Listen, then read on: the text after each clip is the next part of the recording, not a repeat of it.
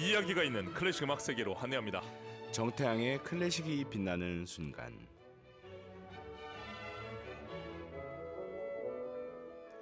들을수록 좋아지는 클래식 음악, 재미있게 듣고 더 친해질 수 있습니다. 오늘도 클래식의 음악 세계로 우리를 안내해줄 피아니스트 정태양 선생님, 안녕하십니까? 네, 여러분 안녕하세요. 피아니스트 정태양입니다. 한 주 동안 어떻게 지냈습니까? 한 주 동안 이제 장마가 시작되는 것 같고 그래서 네. 저도 더 건강하려고 하고 즐겁게 지내고 있습니다. 운동은 좀 합니까? 요즘은 조금 쉬었어요. 어허. 그래서 이제 다시 시작하려고요. 그 예전에 한참 했죠. 예, 살 뺀다고. 한참 했는데 예. 다시 도전하겠습니다. 제가 요즘 그 건강검진 이후로 네. 좀 살을 좀 빼려고 하고 있는데 드디어 오늘 네. 제가 매일 아침 몸무게 재거든요. 네. 드디어 2자리로 들어왔습니다. 이게 엄청난 사건인 정말 게 중요한. 103.2에서 네. 점점 내려와서 지금 전자 체중계거든요. 네. 99.9. 축하드립니다. 이게 여러분들은 모르실 수 있어요. 근데 세 자리에서 2자리로 왔을 때 그 뭐랄까 환희 그리고 또 불안감. 이게 이 러닝만 입어도 다시 이제 세 자리로 올라가기 때문에 굉장한 그 불안감이 또 엄습합니다. 맞아요. 저도 오늘 이제 EBS로 오면서 차에서 어떤 교수님께서 말씀하신 이 식단과 혈당 조절에 대해서 들으면서 왔어요. 아, 그렇습니까? 방송에서? 네. 혈당 조절합니까? 아니요. 그냥 조금 신경은 쓰고 있는데요. 네. 이제 앞으로 더 열심히 해봐야죠. 알겠습니다. 자, 여러분들이 너무 우리가 클래식 이야기만 하면 지루하실까봐 또 지금 쓸데없는 얘기를 했는데, 자, 바로 본론으로 들어가도록 하겠습니다. 오늘 소개해 주실 곡은 어떤 곡입니까? 네, 시벨리우스의 바이올린 협주곡 디단조입니다. 요즘처럼 더운 날씨와도 잘 어울리고 그리고 또 비가 오는 날하고도 잘 맞는 것 같은 곡인데요. 결론은 언제 들어도 좋은 곡이라는 이야기입니다. 그렇군요. 자, 시벨리우스 어떤 작곡가입니까? 네, 국민 음악의 대가라고 불리는 이 시벨리우스는요, 핀란드를 대표하는 작곡가이면서 또 바이올리니스트였습니다. 대표곡은 1899년에 작곡한 교향시 핀란디아가 유명합니다. 핀란디아. 1865년에 핀란드 대공국의 타바스테우스에서 태어난 시벨리우스는 아버지는 핀란드계 군의관이었고요. 어머니는 스웨덴계였는데 2살 때 아버지가 돌아가셨고 무척 어려운 가정 환경에서 자라게 됩니다. 피아노와 작곡을 배웠고 9살 때부터 작곡을 시작했는데요. 특별한 두각을 드러내지는 못했다고 합니다. 이렇게 어렸을 적에 별로 두각을 드러내지 못한 작곡가를 거의 손에 꼽게 소개해드리잖아요. 그러네요. 시벨리우스도 그런 사람이었던 것 같고요. 네. 그리고 이후에 바이올린을 배우면서 작곡의 소질을 보이게 됐다고 합니다.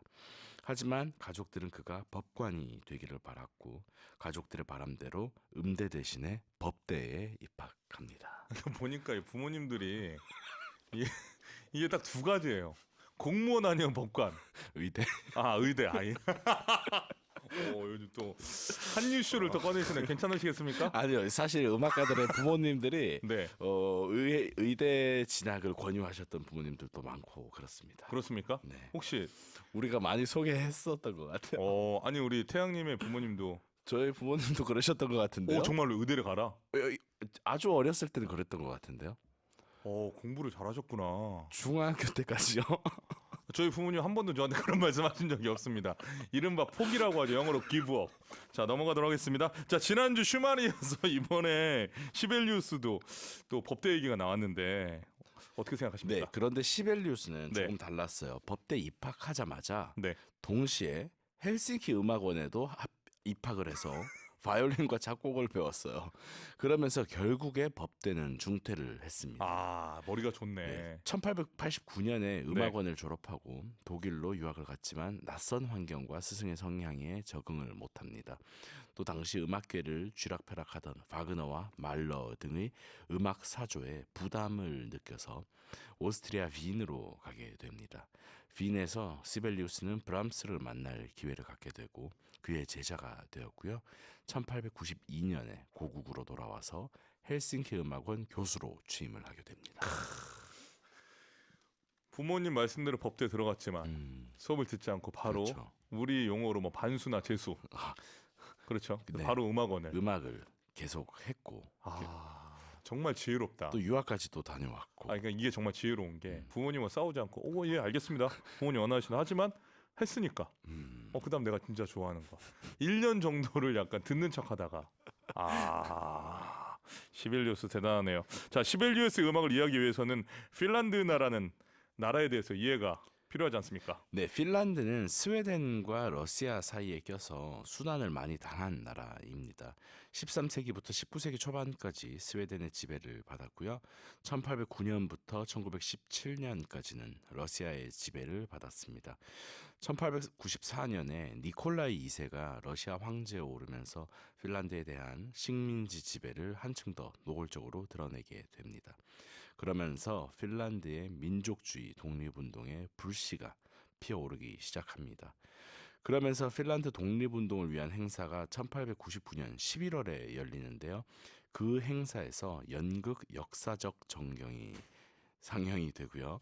시벨리우스가 작곡한 핀란디아는 바로 이 연극을 위해 작곡한 음악이었습니다. 제 이름하고 핀란드가 연관이 있는지 오늘 알았네. 이 연극을 오페라로 만드셔야 될 것 같은데요. 오, 기가 막힌 아이디어인데요. 네, 제목이 너무 멋있어요. 역사적 정경. 핀란드 그래서 핀란디아라는 명작이 나올 수도 있었는 것 같아요. 이 오페라를 만들게 되면 꼭 음악 코치로 모시고 싶습니다. 알겠습니다. 자, 바이올린 협주곡은 언제 작곡되었습니까?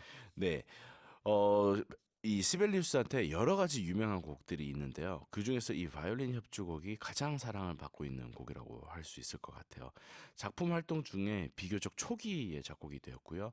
38이었던 1903년에 작곡을 시작했고 이듬해 2월 헬싱키에서 시벨리우스의 지휘로 초연이 됩니다. 그리고 이 협주곡은 시벨리우스의 유일한 바이올린 협주곡이고요. 협연자가 화려한 연주 기교를 과시하는 기존 콘체르토의 특징과는 다르게 협연자와 오케스트라가 동등한 관계로 주고받는 긴밀한 구성으로 전개가 됩니다.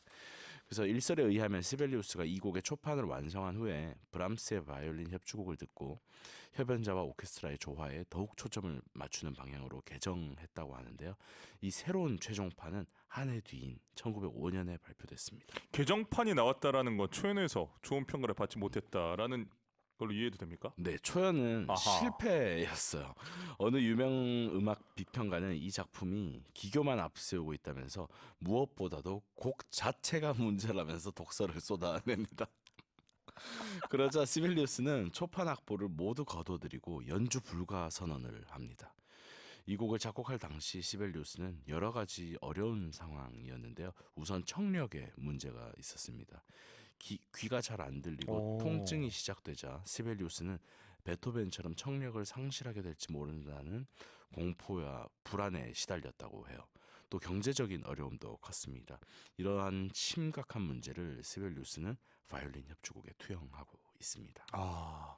시벨리우스 입장에서 이때 이 바이올린 협주곡이 성공하지 못하면 큰일 날 뻔했네요. 더 힘든 일들이 앞으로 펼쳐질 뻔했던 거죠. 알겠습니다. 그렇다면 1905년 다시 발표한 개정판 반응 어떻습니까? 결론부터 말하자면 성공을 거두게 됩니다. 브라보. 네, 1905년 10월 베를린에서 공개된 개정판은 바이올리니스트 카렐 할리스의 독주와 리하르트 슈트라우스의 지휘로 이루어졌는데요.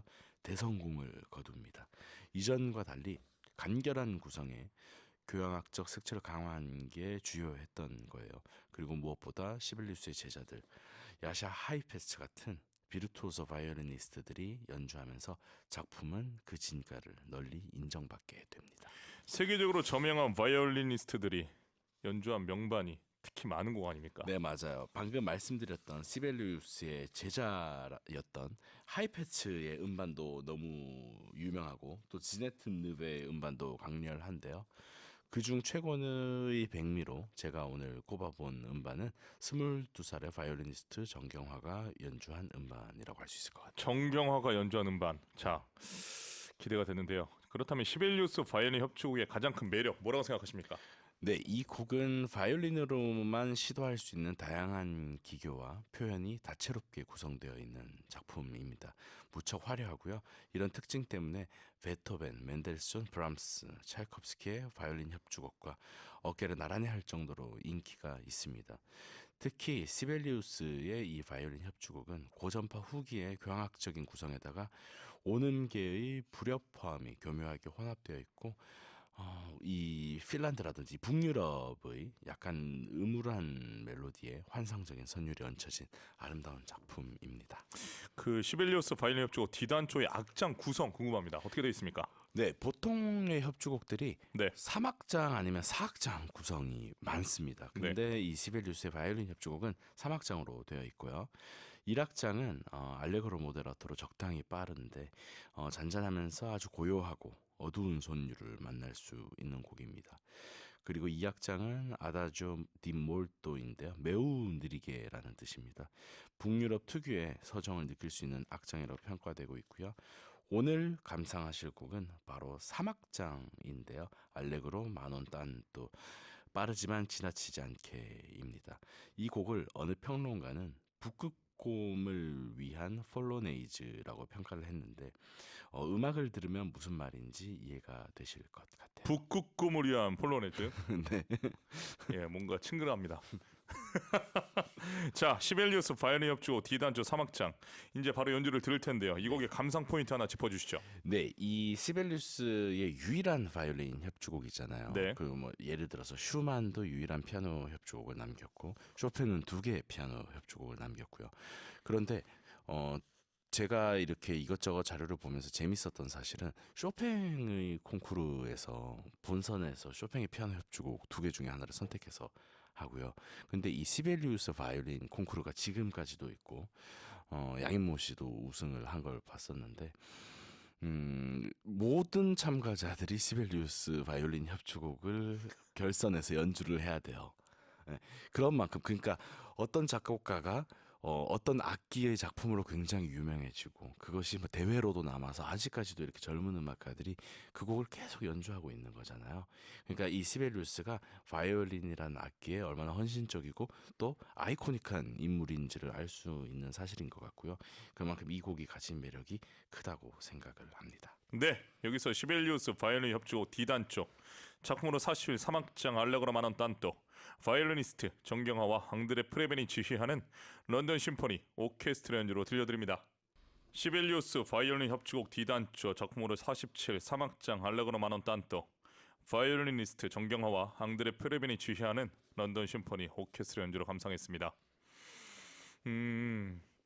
북극곰을 위한 폴로네이즈라고 우리가 폴로네즈라고 네. 아까 소개를 했는데 어떤 북극곰입니까? 처음에 시작할 때 뭔가 오케스트라와 바이올린이 리듬을 주고받잖아요. 근데 굉장히 날렵하려고 하는데 리듬 자체가 약간 무거운 느낌이 있거든요. 그래서 북극곰은 보통 좀 체격이 있잖아요. 그러니까 북극곰이 추는 춤이 아닐까. 같은 곰과로서 제가 대변을 좀 하자면 네. 저희는 날렵하다고 생각합니다. 그렇죠. 이 또 앞발이 굉장히 무겁잖아요. 북극곰이. 아, 재밌습니다. 자, 이 음반 여러 가지로 의미 있는 명반이죠? 네, 이 음반은 1970년에 녹음된 음반입니다. 1970년은 22살의 바이올리니스트 정경화가 유럽에 데뷔한 해이기도 합니다. 유럽 무대에서 정경화 선생님은 영국 런던 로열 페스티벌 홀에서 앙드레 프레빈이 지휘하는 런던 심포니와의 협연으로 차이콥스키의 바이올린 협주곡 D장조를 연주했는데요. 이날 쏟아진 열광적인 기립박수는 세계적 바이올리니스트 정경화의 탄생을 알리는 신호탄이었습니다. 같은 해 정경화는 데카의 스튜디오에서 차이콥스키와 시벨리우스 바이올린 협주곡이 수록된 지금 들으신 이 음반을 내놓았는데요. 정경화라는 이름을 유럽에 넘어 전 세계에 알린 명반이라고 할 수 있습니다. 바이올리니스트 정경화는 지휘자 앙드레 프레빈과 아주 많은 무대를 서고 또 앨범 작업도 하지 않았습니까? 네, 저도 앙드레 프레빈이 연주하는 피아노도 굉장히 좋아하고 하는데요. 앙드레 프레비는 이런 말을 했습니다. 정경화를 알고 함께 연주한 것은 제게 가장 멋진 기억으로 남아 있습니다. 1970년대 차이콥스키, 시벨리우스, 스트라빈스키, 월튼 협주곡을 함께 녹음하기 시작했습니다. 그때 이후 수많은 스튜디오 녹음과 연주회를 함께 했습니다. 정경화는 훌륭한 바이올리니스트이자 멋진 음악가 그리고 충실한 친구입니다. 정경화와 그의 음악을 매우 존경합니다. 앞으로 또 함께 연주할 수 있게 되기를 바랍니다. 이렇게 말했을 정도로 그의 음악 세계를 높이 평가했습니다. 시벨리우스 바이올린 협주곡은 많은 바이올리니스트들이 특히 사랑하는 작품이고 이 소장하는 곡인데 네. 그 이유가 뭘까요? 악장별로 조금씩 느낌이 다르잖아요. 그런데 우리가 보통 브람스의 협주곡이라든지 또 차이콥스키, 멘델소hn의 협주곡 네. 등과는 들을 수 없는 여러 가지 것들이 이렇게 담겨 있기 때문인 것 같습니다. 그래서 바이올리니스트 이경선 선생님은 이 곡이 바이올리니스트라면 꼭 연주해야 하는 곡이라고 했고 사라장 역시 좋아하는 곡으로 이 곡을 손꼽았습니다. 뭔가 핀란드의 겨울 풍경 같은 서정이 연주자들에게 매력적으로 다가가는 게 아닐까 생각해봤습니다. 뭔가 이 신앙송을 하시는데 BGM이 나온 것 같아서 저도 깜짝 놀랐어요. 정말 깜짝 놀랐습니다, 여러분. BGM을 깔아주신 줄 알았어요. 저도 그래서 깔아주신 줄 알았는데 여러분 잘 체크하도록 하겠습니다. 자, 오늘 정태양의 클래식 빛나는 순간 시벨리우스의 바이올린 D단조로 소개했는데요. 3909님 심장을 둥둥 울리는 이 곡 저도 북극곰의 친구인가 봅니다. 정말 딱 맞으신 표현 같아요. 심장을 울리는 그 느낌. 정말 그 이 리드미컬한 게 보통 우리가 리드미컬하고 굉장히 통통 튀는 느낌이 들고 또는 발랄한 느낌이 들어야 되잖아요. 네. 그런데 이 작품은 뭔가 약간 서늘함을 주는 게 있거든요. 북극곰의 친구셨군요.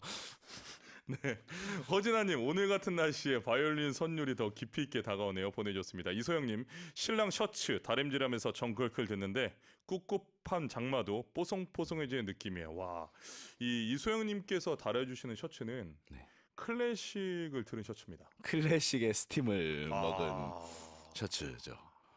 이소영님 신랑님 부럽습니다. 자, 김하나님 빗소리와도 잘 어울리는 정글클입니다. 진수정님 비가 엄청 쏟아집니다. 이럴 때 집에서 해설이 있는 클래식 들으니 더없이 행복하네요. 다만 비 피해 없길 바랍니다. 라고 보내주셨습니다. 네, 여러분 장마에 비 피해 조심하시길 바랍니다. 혹시 네. 그 아까 나온 음악이 네. 다음 주에 소개할 음악인가요? 아니에요. 다음 주에. 그래서 혹시 또 이벤트를 준비하셔. 제가 또 눈치 없이 진행자가 모르고 있었나 싶어서 아닙니까? 아닙니다. 아, 다음 주에 알겠습니다. 예. 제가 들려드릴 작품은 네. 스티브 라히히라는 굉장히 특이한 작곡가의 특이한 작품을 소개해드리려고요.